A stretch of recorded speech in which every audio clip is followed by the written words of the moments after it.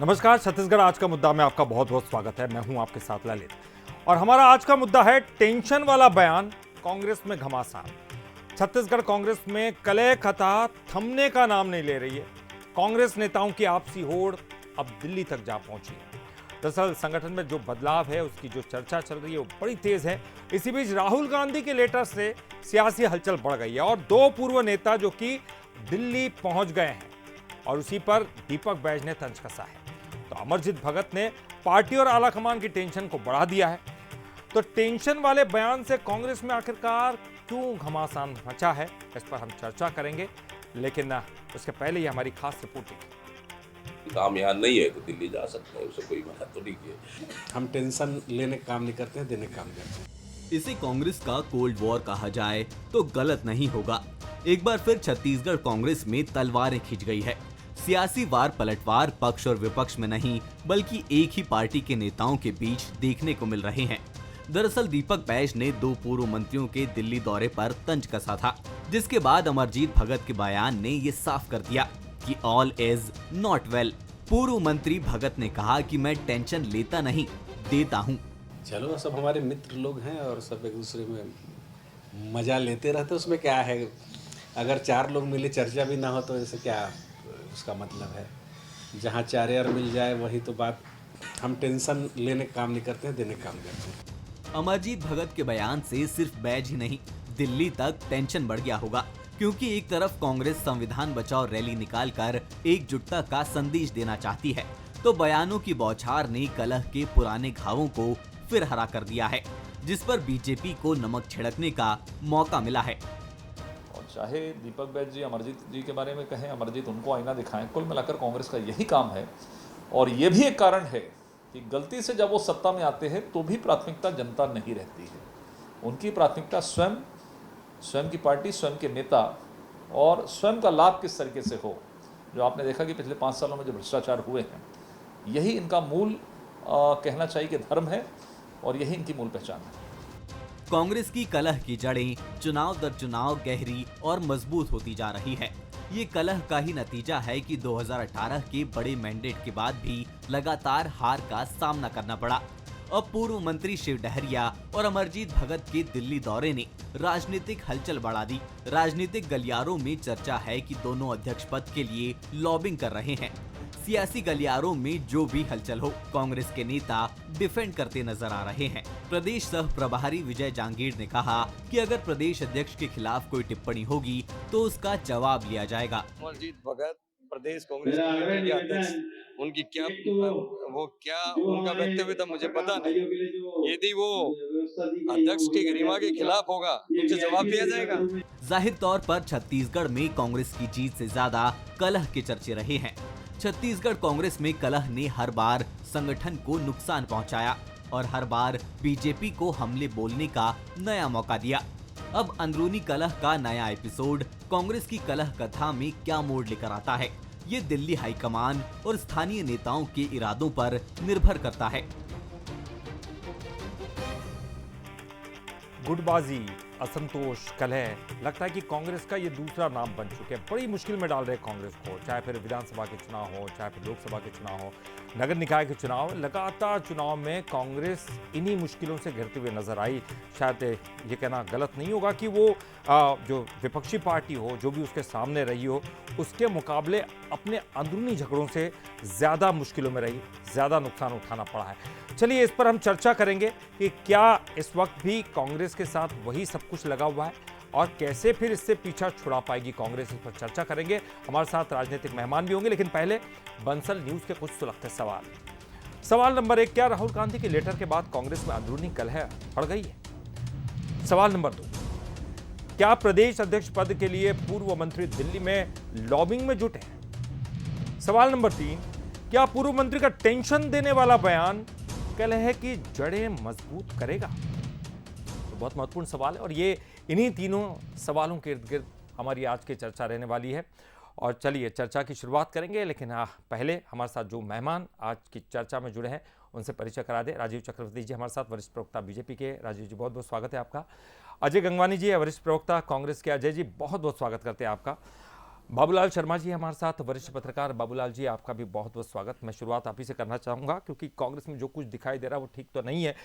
क्या आपको ये कोल्ड वॉर नज़र आता है? क्योंकि हम पिछले कई दिनों से लगातार देख रहे हैं, सामने से कोई बोलना नहीं चाहता, मतलब बिल्कुल खुलकर बोलना नहीं चाहता, लेकिन दबे हुए स्वर से अगर वो कुछ बोलते हैं तो निश्चित तौर पर वो एक दूसरे पर निशाना साधते हुए नजर आते हैं, चाहे वो फिर मजाक में क्यों ना बोले।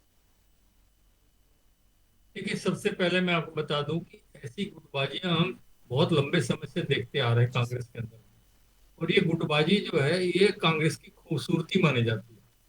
हर दलबंदी और गुटबंदी के बाद जो है वो कहीं न कहीं जो है सब ठीक ठाक दिखाई देता है। आज तक तो हमें सही देते हैं। वर्तमान जो परिस्थितियां पैदा हो रही है, जिस पर आज डिबेट करने हम बैठे हैं, जिस मुद्दे को लेकर के, दीपक बैज वर्सेस अमरजीत भगत, तो देखिए ये वास्तविकता जो है इसकी मैं आपको बता दूं तह पे जाकर के, ये पीढ़ियों का परिवर्तन, जो युग परिवर्तन होता है ना, जैसे पीढ़ियों का परिवर्तन का दौर है, और उस दौर को पुराने प्रतिष्ठित नेता बर्दाश्त नहीं कर पाते हैं कि नई पीढ़ी के जो लोग हैं, जो नई पीढ़ी के तेजी से बढ़ते नेता हैं, दूसरी श्रेणी में जो रहा करते थे, उनको बढ़ते हुए देखना जो है वो कठिन हो रहा है। और जहां तक मेरा ख्याल है कि इन्हीं कारणों से जो है दीपक बैज दूसरी पीढ़ी के नेता हैं जो अब तेजी से बढ़ रहे हैं, हाईकमान उनको महत्व दे रहा है, दूसरी बार मौका दिया है उनको, तो निश्चित रूप से जो है कि जहां अध्यक्ष बिल्कुल सही कहा, अध्यक्ष पर यदि आप आंच डालेंगे या अध्यक्ष के जाने बगैर या उसे बताए बगैर आप अपना कुछ क्रिया कार्यक्रम जारी रखेंगे दिल्ली के हद तक, तो उसको एक बड़ा रूप जो है वो निश्चित रूप से अध्यक्ष मानेगा, और अध्यक्ष कुछ न कुछ उसका जवाब तो देगा, इसमें कोई दो राय नहीं है। तो उसने हल्के फुल्के मूड में, जब क्या होता है, माइक जब सामने आता है ना, तो आईडी जब सामने लगती है और प्रश्न जब होते हैं, तो जो मन में आता है, जो दिमाग में उस वक्त आता है तात्कालिक रूप से, वो कह दिया जाता है। फिर वो मुद्दा बनता है, उसका जवाब भी इसी तरह का आता है, तो वो फिर डिबेट का विषय बनता है। दरअसल यही मुद्दा है कि ये दो पीढ़ियों का जो परिवर्तन है, ये युग परिवर्तन कहते हैं इसको कई लोग बर्दाश्त नहीं कर पा रहे हैं, और कहीं न कहीं जो है अपनी प्रतिष्ठा को प्रतिष्ठित रखने के लिए जो है अपने प्रयास जारी रखते हैं। और कोई गलत भी नहीं है, राजनीति में व्यक्ति जो है अपनी प्रतिष्ठा के लिए लगा रहता है और लगा रहना चाहिए भी। जी बिल्कुल, आपने सही कहा, लेकिन ये पार्टी में दो स्तंभ होते हैं, यानी कि एक अनुभव, दूसरा युवा। क्योंकि युवा जो कार्यकर्ता, युवा नेतृत्व है जो है वो बहुत कुछ पार्टी के लिए करता है और जोश के साथ करता है, लेकिन अनुभव के बगैर भी पार्टी नहीं चल सकती, यानी कि बड़े नेताओं को भी तरजीह दी जानी चाहिए। लेकिन अजय जी, क्या वाकई ये बात है कि जो युग परिवर्तन हो रहा है, पीढ़ी परिवर्तन हो रहा है, इसी की वजह से कांग्रेस के अंदर ये कलह देखने को मिल रही है? देखिए ललित जी, सबसे महत्वपूर्ण बात तो यह है कि गुटबाजी और अंतकलह की ऐसी कोई बात ही नहीं है। आज ये महत्वपूर्ण है कि केंद्रीय आला कमान है, कोई भी छत्तीसगढ़ का वरिष्ठ नेता कांग्रेस पार्टी से जुड़ा है, वो बीच बीच में दौरे रहते हैं, वो अपने वहां के आला कमान नेताओं से मिलना, उनसे चर्चा करना, ये एक लगातार जो नैसर्गिक प्रोसेस है। क्या भारतीय जनता पार्टी के नेता अपने दिल्ली आला कमान नहीं जाते? क्या अमित शाह जी से नहीं मिलते या मोदी जी से नहीं मिलते? तो क्या ये तो भारतीय जनता पार्टी का, मैं स्पष्ट रूप से ललित जी कहना चाह रहा हूं, जिनके स्वयं के घर शीशे के हों, वो दूसरे घर में पत्थर ना फेंके। आप ललित जी, आपकी बहुत बात सुन रहा था, उस बात को अंडरलाइन करना चाहता हूं। आपने एक बहुत अच्छी बात कही कि किसी भी संगठन में युवाओं का जोश और उत्साह, साथ में जो अनुभवी की प्राथमिकता, उनके अनुभव का लाभ लेके तभी संगठन मजबूत हो सकता है। मैं तो भारतीय जनता पार्टी के मेरे मित्र राजीव बैठे, राजीव जी मुझे बता दीजिए, जिनके लगातार वरिष्ठ नेता है, चाहे वो धर्मलाल कौशिक हो, चाहे वो अजय चंद्राकर हो, चाहे वो राजेश मूणत हो, इनकी पूर्व केंद्रीय मंत्री रेणुका सिंह हो, लता उसेंडी हो, पुन्नूलाल मोहिले या राजेश मूणत हो, अमर अग्रवाल हो, ये सारे वरिष्ठ नेता ललित जी 15-15 सालों तक मंत्री रहे, पूरी जिंदगी इन्होंने भारतीय जनता पार्टी को समर्पित कर दी। आज ये सारे वरिष्ठ नेता साइडलाइन क्यों हैं? इन अनुभवियों को प्राथमिकता क्यों नहीं दी जा रही है? 16 माह से ज्यादा हो चुका है, 2-2 मंत्री पद खाली है। ठीक है, मैं सवाल लगातार, आप भी वरिष्ठ पत्रकार हैं, मैं पूछूंगा, मैं राजीव जी से पूछूंगा। इससे पहले एक सवाल मैं आपसे 10 सेकंड ले रहा हूं। जी जी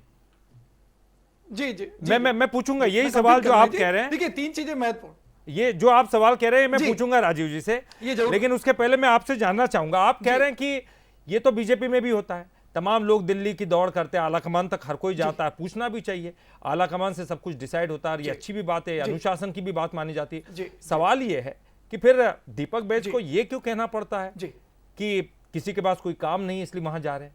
फिर इस तरह के तंज भी क्यों सामने आते हैं, इस तरह की बात भी क्यों सामने आती है कि भाई मजे में कर रहे हैं हम? और मजे मित्रों के बीच में मजे होते हैं, लेकिन मैं टेंशन देता हूं, लेता नहीं हूं। फिर ऐसी जब बातें निकलकर सामने आती है तो फिर शायद फिर सवाल बनते हैं। जी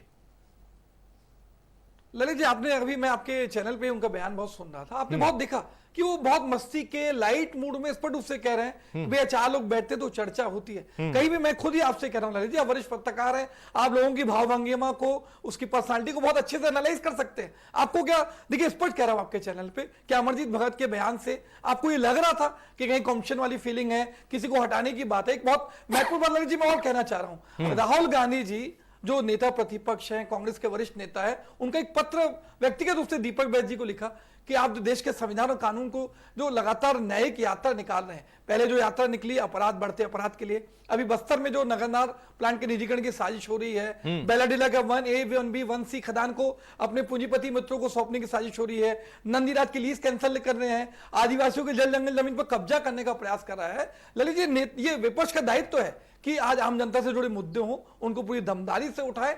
माननीय दीपक बैज जी के अध्यक्ष में कांग्रेस पार्टी, पूरा संगठन बहुत मजबूती से काम कर रहा है। ये जो परिवर्तन का जो झूठ और भ्रम फैलाने का प्रयास है या अफवाह फैलाने का प्रयास है, मुझे तो भारतीय जनता पार्टी बताए। भैया आपके प्रदेश अध्यक्ष है किरण सिंहदेव, उनके सगे भतीजे जगदलपुर में पार्टी छोड़ के निकल जा रहे हैं, इससे बड़ा उदाहरण हो सकता है क्या? आपके जगदलपुर के कार्यालय में आप ही के कार्यकर्ता पार्टी कार्यालय में ताला लगा देते, इससे बड़ी शर्म की बात हो सकती है क्या? छोटे से मंडल चुनाव में, मानव मंडल के चुनाव में आप जूतम पजार हो रही है, मारपीट हो रही है, विधायक की गाड़ी का घेराव कर दे रहे हैं। एक रोती महिला का वीडियो वायरल होता है, जो महिला उपाध्यक्ष है वो स्पष्ट रूप से कह रही है कि भैया परिश्रम को साइड करके वरिष्ठ नेताओं की अनुशंसा पे ऐसे लोगों को टिकट दी जा रही है। ठीक है, यहाँ तो चलिए, रिमोट मैं ये कंट्रोल की तमाम सरकार चीजें चल रही है। राजीव जी, छत्तीसगढ़ जो है केंद्र शासित प्रदेश लग रहा है। ठीक है राजीव जी, अच्छा है कि विपक्ष कमजोर होगा तो आपको फायदा होगा, लेकिन अगर इस तरह के झगड़े हैं तो वो तो साफ तौर पर कह रहे हैं कि ये बीजेपी भी इससे अछूती नहीं है, सरकार भी इसमें तमाम चीजें चल रही हैं, और ये उन्होंने उदाहरण लेके बताया है, उसका क्या जवाब है सर?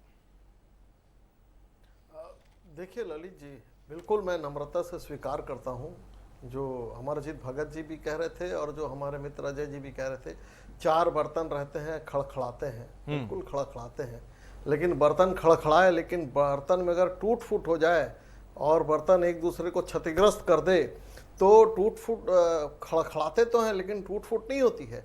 ये छत्तीसगढ़ कांग्रेस में टूट फूट हुई है। पहले विद्याचरण जी एनसीपी ग्रुप में अलग हो गए और अजीत जोगी जी ने कहा कि इनकी वजह से हमारी सरकार चले गई, हमने बहुत अच्छा काम किया था।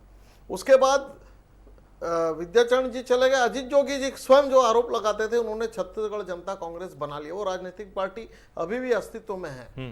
ये 2 टूट तो कांग्रेस पार्टी की हो गई, देश भर में अलग अलग। नहीं, ये गलत आप ठीक है, मैं आ रहा हूं, सुन लीजिए।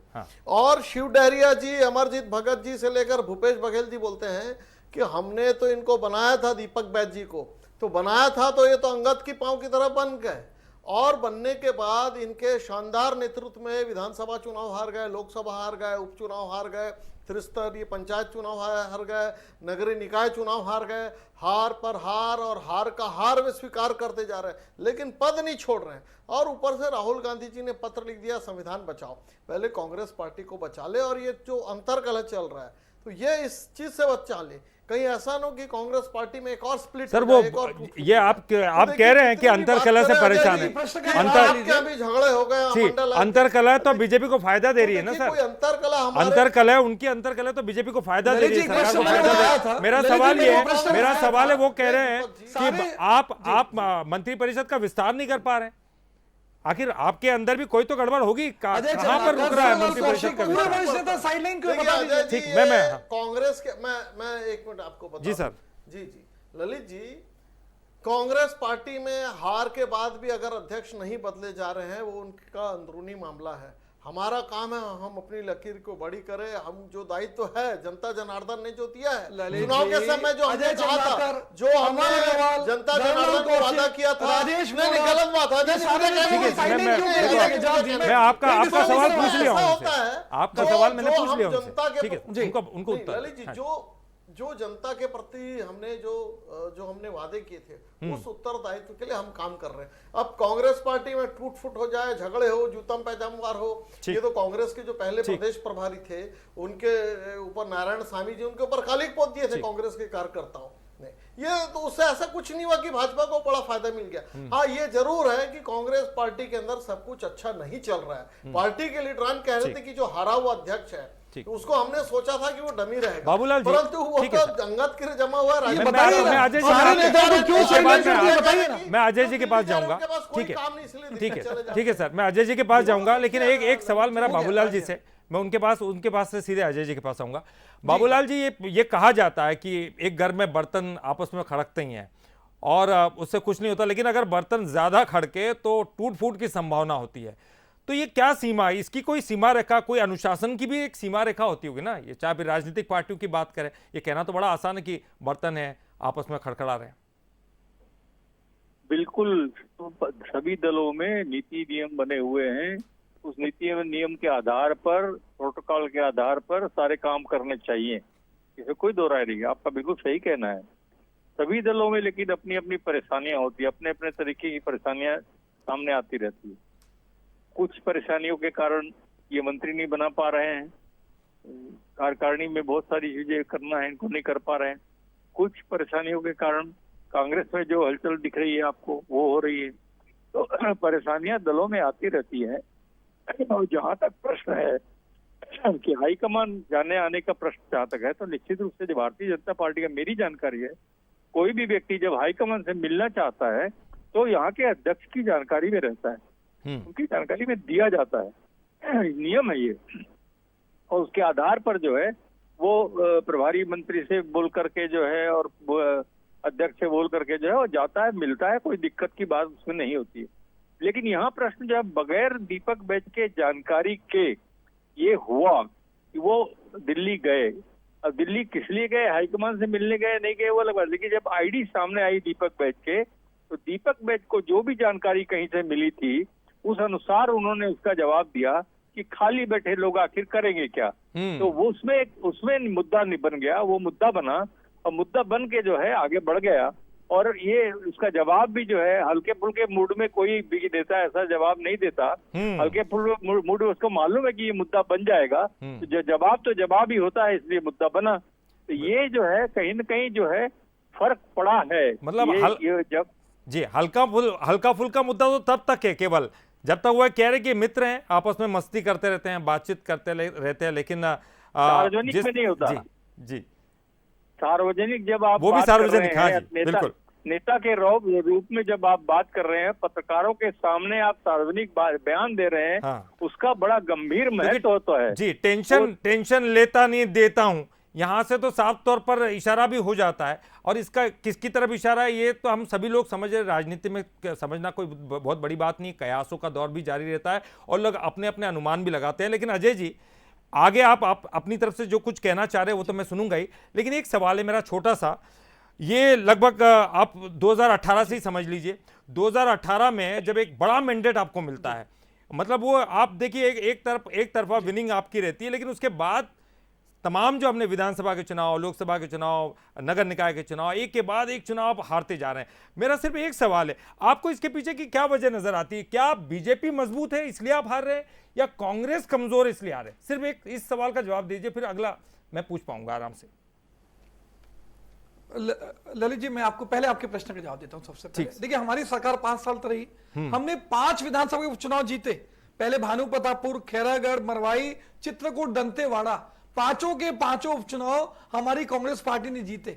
यहां भारतीय जनता पार्टी एक चुनाव जीत के अपनी पीठ थपथपाने का प्रयास करिए। दूसरा, अगर नगरीय निकाय चुनाव की बात कर रहे हैं तो 14 की 14 नगर निगम, 48 में से 44 नगर पालिकाएं, 122 में से 109 नगर पंचायतें, ये कांग्रेस पार्टी ने जीत दर्ज की थी। तो ये तो स्पष्ट है कि जो लोकल स्तर के चुनाव होते हैं उसमें जनता ये उम्मीद करती है कि जिसकी सरकार है, जिसकी सत्ता है, अगर उसकी बनेगी तो बेहतर काम होंगे। ये सोच है, ये भारतीय जनता पार्टी भी थी। सारे चुनाव हुई था हारी, चाहे नगरीय निकाय हो, पंचायत चुनाव हो या विधानसभा उपचुनाव। तो ये इसको इस चीज से जोड़ना कि गुटबाजी है या भारतीय जनता पार्टी केवल इतना बता दीजिए कि स्वीकार करेंगे मेरे मित्र हाँ, राजीव जी, ये इतनी सी बात बता दीजिए, क्या बीजेपी मजबूत थी इसलिए वो जीती है, या फिर कांग्रेस में कुछ कमजोरी थी? ये तो इसको स्वीकार कीजिए, उसमें क्या दिक्कत है? जो भी बात हो, दोनों में से ये कुछ होगा। दो चीजें कह रहा हूं आपसे, मैंने स्पष्ट रूप से। ठीक, देखिए, लोकल स्तर के जो चुनाव होते हैं उसमें हमेशा चाहे विधानसभा के उपचुनाव हो या नगरीय निकाय या पंचायत चुनाव, जिनकी सत्ता होती है, जिनकी सरकार होती है, उसको सीधा फायदा मिलता है। लेकिन दूसरी महत्वपूर्ण बात मैं कहना चाह रहा हूं, आज नेता प्रतिपक्ष का चुनाव हुआ 2000 में, यहाँ बाबूलाल शर्मा जी वरिष्ठ पत्रकार हैं, इसकी आंखों देखिए, इसको जानते हैं कि जब बिजमोहन अग्रवाल जी नेता प्रतिपक्ष का चुनाव लड़ने का बनने का प्रयास करते हैं, जब तत्कालीन वर्तमान प्रधानमंत्री माननीय मोदी जी रायपुर आते हैं, तो बिजमोहन अग्रवाल जी के समर्थक कुर्सी टेबल तोड़ देते हैं, मोदी जी का टेबल के नीचे छुप के जान बचानी पड़ती है। आज तक बिजमोहन अग्रवाल जी, राजीव शांत हो जाइए, ये देखिए चरित्र देख लीजिए, मैं कुछ नहीं बोले दूंगा फिर आपको। नहीं ठीक है राजीव जी मैं आ रहा हूँ, मैं आखिरी कमेंट आप ही से लूंगा, आप ही से लूंगा आखिरी कमेंट। जी अजय जी।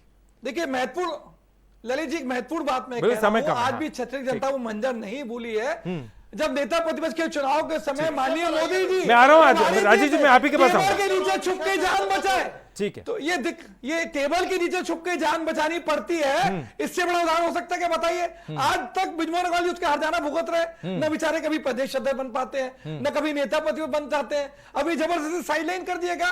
यही बिजमोहन अग्रवाल जी 3-3 बार पत्र लिखते हैं कि भैया छत्तीसगढ़ में अपराध बढ़ गए, उसको ठीक कर लीजिए, आज कलाकारों को वेतन नहीं मिल रहा है, आप ठीक कर लीजिए। जी बिल्कुल राजीव जी कुछ पत्र ऐसे आए, हम इस पत्र की बात कर रहे हैं। निश्चित तौर पर राहुल गांधी के पत्र के बाद कांग्रेस में सब गड़बड़ा गया है, लेकिन वो पत्र जो बिजमोहन अग्रवाल ने लिखे उनसे भी कुछ ना कुछ गड़बड़ तो हुई है, और कांग्रेस को भी मौका मिला उसका वार करने का। अपनी चलिए ठीक है, मैं राजीव जी बिल्कुल अपनी सत्ता पक्ष ठीक है को सर, आईना आप ही दिखा रहे हैं। आप ही ब्रजमोहन जी ने जो पत्र लिखा है वो पूरी तरह से सामंजस्य स्थापित करने के लिए समग्रता के साथ जो एक अच्छा, सांसद रहता है, इनका पत्र जो सामंजस्य के लिए, सक्रिय और हमारा सांसद बोलना है, तो संतुलन वो है, दोहरा सांसद- चरित्र देख लीजिए। लेकिन राहुल गांधी जी पत्रकार है, अंतरकलह नीति मंचा देख लीजिए, को ठीक नहीं कर भैया अजय चंद्राकर क्यों और साइड है, कांग्रेस के अंतर्गत अजय देखिए, अग्रवाल क्यों ममता साइड बनर्जी ने, है, राजेश मूरत क्यों साइड है, कांग्रेस, नटवर सिंह जी क्यों कांग्रेस, साइड है, जनता, रेणुका सिंह क्यों साइड है, कांग्रेस। ये गुटबाजी अच्छा मैं राजीव जी से वही सवाल पूछ रहा मंत्री था। सर अजय जी एक आखिरी सवाल, राजीव जी एक सवाल, ये आप जीते क्यों? बीजेपी की मजबूती की वजह से कि कांग्रेस की अंदरूनी कलह की वजह से, आप बता दीजिए। तो हम ये, अगर आप अंदरूनी कलह बोलते हैं इसका मतलब बीजेपी मजबूत नहीं थी क्या सर? बिल्कुल कांग्रेस ने कांग्रेस के बहुत अच्छा प्रश्न किया, ये ईडीआईटी के नाम पे जीतते हैं ललित जी, आपने जवाब नहीं दिया, उनको दे दीजिए। ठीक है सर, ठीक है टीएस सिंह ठीक है, अलग बात ठीक है। कर रहे हैं, नहीं ठीक है, मैं जवाब तो ले लूं सर। अलग कुछ चाहते हैं, ठीक है। गुटों में बटी हुई जो कांग्रेस है, हाँ। गुट ये दलदल हो गई है, कांग्रेस पार्टी जो कांग्रेस दल है वो दलदल हो गई है। अरे और मंत्रिमंडल का विस्तार तो कर लीजिए राजीव जी, राष्ट्र प्रथम, राष्ट्र के लिए क्या अजय चंद्राकर में वो नहीं है, अमरवाल नहीं है, सक्षम नहीं मानते, राजेश मूरत को नहीं मानते, किसी को मंत्री क्यों नहीं बना रहे बता दीजिए, और कांग्रेस पार्टी ने केंद्रीय मंत्री रेणुका सिंह को मंत्री क्यों नहीं बना रहे बता दीजिए, कांग्रेस पार्टी ने आप ही के गौरी शंकर श्रीवास आज निगम के पद को छोड़ देते हैं, तो ये गुटबाजी अंतर्गत चरम पे दिख रहा है। आपके प्रदेश अध्यक्ष ठीक है सर, बीजेपी की गुटबाजी तो हमको दिख ही रही है, ठीक है, बीजेपी की गुटबाजी की तरफ आप इशारा कर रहे हैं, लेकिन उनको उसका उतना नुकसान अभी तो नहीं है, फिलहाल सत्ता पक्ष में है, आने वाले समय में उनको हो सकता है, और शायद उनको भी सचेत हो जाना चाहिए।